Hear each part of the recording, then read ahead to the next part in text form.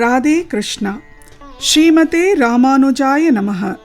யோ நித்யம் அச்சுத பதாம்புஜ யுக்ம ருக்ம வியாமோகதாம் ஸ்ததிதராணி த்ரிநாய மேனே அஸ்மத்குரோர் பகவதோ தயைக சிந்தோஹோ ராமானுஜஸ்ய சரணம் சரணம் பிரபத்யே. பெண் பிள்ளை ரொம்ப அழகாக வாக்கியங்களை சொல்லிட்டு வரா. அப்படியே அவளோட வாக்கியங்கள்லாம் வேறு வேறு ரெஃபரன்சஸ்லேருந்து அவள் எடுக்கிறா. ராமாயணத்துலேருந்து எடுக்கிறா, கிருஷ்ண கதையிலேருந்து எடுக்கிறா, பாகவதத்துலேருந்து எடுக்கிறா, ஆழ்வார்கள் கதையெல்லாம் சொல்கிறா. அப்படியே ஒரு ஃப்ரூட் சாலட் மாதிரி அவளோட ப்ரெசன்டேஷன் இருக்குது. ராமானுஜர் ஆனந்திச்சுண்டு அவள் பேசுகிறத கேட்டுருக்கா. ஒரு தகப்பன் தன் பெண் பேசுகிறத எப்படி ரசிப்பாரோ அந்த மாதிரி ரசிக்கிறார் ராமானுஜர். இப்போது 19வது வாக்கியம் வந்துட்டோம்.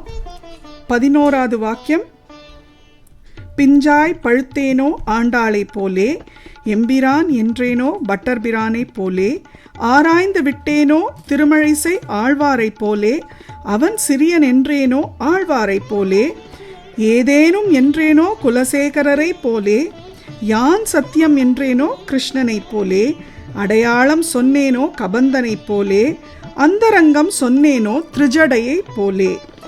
இப்போ அடுத்த வாக்கியம் 19வது வாக்கியம், அவன் தெய்வம் என்றேனோ மண்டோதரியை போலே. மண்டோதரி ராவணனோட பத்னி. அவ சரியான பதிவிரதை. நம்ம இன்ஃபேக்ட் லேடிஸ் எல்லாம் கார்த்தால எழுந்துக்கரிச்சே அஹல்யா திரௌபதி சீதா தாரா மண்டோதரி ததா பஞ்சகன்யா ஸ்மரே நித்யம் மகாபாதகநாசினம் அப்படின்னு தான் சொல்லிட்டு எழுந்துப்போம். ஸோ அந்த மண்டோதரிக்கு ஒரு பதிவிரதையோட சர்வ லக்ஷணங்களும் இருக்குது. ஒரு பதிவிரதைக்கு என்னென்ன லக்ஷணம்? காரியேஷு தாசி, கரணேஷு மந்திரி, ரூபேஷு லக்ஷ்மி, க்ஷமயா தாரித்ரி, ஸ்நேகேச்சு மாதா, ஷயனேச்சு வேஷா, சத்தர்மயுக்தாக குலதர்ம ஸ்திரியா அப்படின்னு சொல்கிறா. ஸோ அப்படின்னா காரியம் பண்ணுறச்சே தாசி மாதிரி இல்லை, வேலைக்காரி மாதிரி காரியம் பண்ணணுமா. கரணேஷு மந்திரினா உபதேசம் பண்ணுறச்சே மந்திரி மாதிரி உபதேசம் பண்ணணுமா, ஆலோசனை கொடுக்கறது அந்த மாதிரி மந்திரி மாதிரி இருக்கணுமா. ரூபத்தில் லக்ஷ்மி மாதிரி இருக்கணுமா, கட்டாட்சமாக இருக்கணுமா. ஷம தட் இஸ் அப்படியே பூமி மாதா மாதிரி ஒரு பொறுமை இருக்கணுமா. அப்புறம் ஸ்னேகத்தில் பார்த்தா அம்மா போல ஸ்னேகம் இருக்கணுமா. அப்புறம் பெட்டில் வேசியாக இருக்கணுமா. இந்த மாதிரி இந்த 6 குணங்கள் இருந்ததுன்னா அவ பதிவிரதா. இந்த 6 லக்ஷணங்களும் மண்டோதரி கிட்ட இருந்தது. ராவணனை யாருக்குமே பிடிக்காது, ஆனால் மண்டோதரியை எல்லாருக்கும் பிடிக்கும். அப்பேற்பட்ட ஒரு மண்டோதரியை பற்றி தான் இந்த பெண் பிள்ளை பேசுகிறா. ஸோ இது யுத்த காண்டத்தில் கடைசியில் வர ஒரு பகுதியில் வருது. ராமருக்கும் ராவணனுக்கும் யுத்தம் நடந்து ராவணன் மடிஞ்சாச்சு. ராவணன் அப்படியே விழுந்து கிடக்கிறானா கீழே. அப்போது அவனுக்கு நிறைய வைஃப்ஸ் இருக்கா. எல்லாரும் அழுதுண்டு வராளாம். அவன் மடிஞ்ச செய்தி கேட்டதும் எல்லாரும் அழுதுன்னு வராளாம்.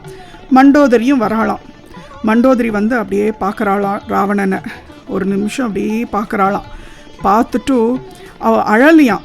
அவன் சொல்கிறாளாம், அவன் தெய்வம்னு சொன்னேனே, அவன் பரபிரம்மம்னு சொன்னேனே, அவன் கதாயுத சக்கரபாணின்னு சொன்னேனே, நீ கேட்கலையே, அவன் சாக்ஷாத் விஷ்ணு ஸ்வரூபம்னு சொன்னேனே, நீ கேட்கவே இல்லையே அப்படின்னு கதறாளாம். கதறினோடனே ராமருக்கு அப்படியே தூக்கி வாரி போடுறதாம். ஏன்னா ராமர் பகவான்னு காமிச்சுக்காம இந்த பூலோகத்தில் வாழ்ந்துட்டுருக்கார். அவருக்கு அப்போது 40 வயசு.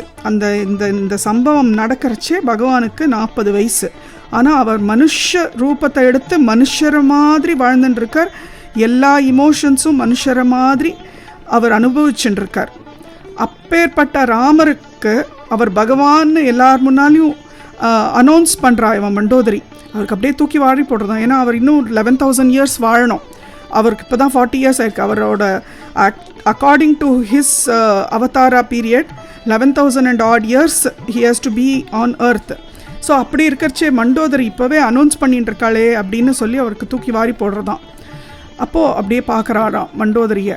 ஆனால் மண்டோதரி ஏன் இறந்து போன ராவணன்கிட்ட இதை சொல்கிறா அப்படின்னா, ராவணனோட ஆத்மா அந்த இடத்துல அப்படியே சுற்றின்னு இருக்குமா, கொஞ்ச நேரம் ஆத்மா சுற்றின்னு இருக்குமா.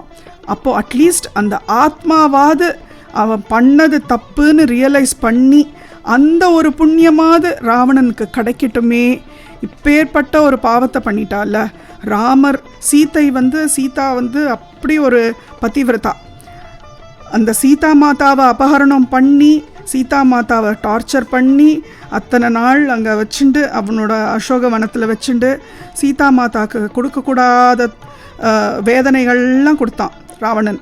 ஸோ அட்லீஸ்ட் இந்த ஒரு க்ஷணத்தில் ஒரு reflection of his bad behaviour, அந்த பிஹேவியர் அந்த ஆத்மாவுக்கு வந்து அந்த ஆத்மாவோட அனுபவத்தில் அவன் புரிஞ்சுட்டு இந்த மாதிரி தப்பு பண்ணிட்டோம் அப்படின்ற ஒரு இதில் வந்து அட்லீஸ்ட் கொஞ்சமாவது புண்ணியம் கிடைக்கட்டுமே அப்படின்னு கதறாளாம். அதனால தான் அவர் சொல்கிறாளாம், இந்த மாதிரி ராமர் வந்து நான் பகவான்னு சொன்னேனே, அவரை சொல்லி இத்தனை சொல்லியும் நீ கேட்கலையே அப்படின்னு கதறாளாம்.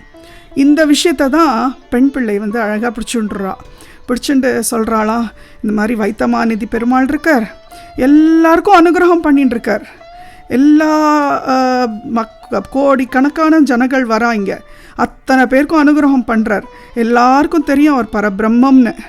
ஆனால் அப்பேற்பட்ட பரபிரம்மத்தையும் நான் வந்து எனக்கு தோணலையே, அந்த மாதிரி தோணாமல் தானே நான் அந்த ஊரை விட்டே போகிறேன். அடியாள் வந்து மொசல் புழுக்க சுவாமி, வரப்பில் கிடந்தா என்ன, வயலில் கிடந்தா என்ன, என்னால் எந்த பிரயோஜனமும் இல்லை சுவாமி, அதனால தான் நான் அந்த ஊரை விட்டே போகிறேன் சுவாமி அப்படிங்கிறாளாம். என்னென்னா ராமானுஜர் வந்து இந்த அத்தனை நடந்த விஷயத்தையும் லக்ஷ்மணனாக இருந்து அந்த இடத்துல பார்த்து அனுபவித்த ஒரு விஷயம். ஸோ அவருக்கு வந்து எல்லாம் அப்படியே கண் முன்னால் அத்தனை காட்சியும் வருதான், ஃப்ளாஷ்பேக் மாதிரி வருதான் அவருக்கு. இதெல்லாம் நான் பார்த்தோமே, இதெல்லாம் இவ்வளோ நுணுக்கமாக பெண் பிள்ளை சொல்கிறாரே அப்படின்னு ஆச்சரியப்படுறாளாம். எப்படி இந்த பெண் பிள்ளைக்கு இவ்வளோ விஷயம் தெரிஞ்சிருக்கு அப்படின்னு ஆச்சரியப்படுறாளாம் ராமானுஜர். ஸோ இந்த விஷயம் ரொம்ப முக்கியமான ஒரு விஷயம். அவன் தெய்வம் என்றேனோ மண்டோதரியை போலே. ராதே கிருஷ்ணா. ஸ்ரீமதே ராமானுஜாய நமஹ.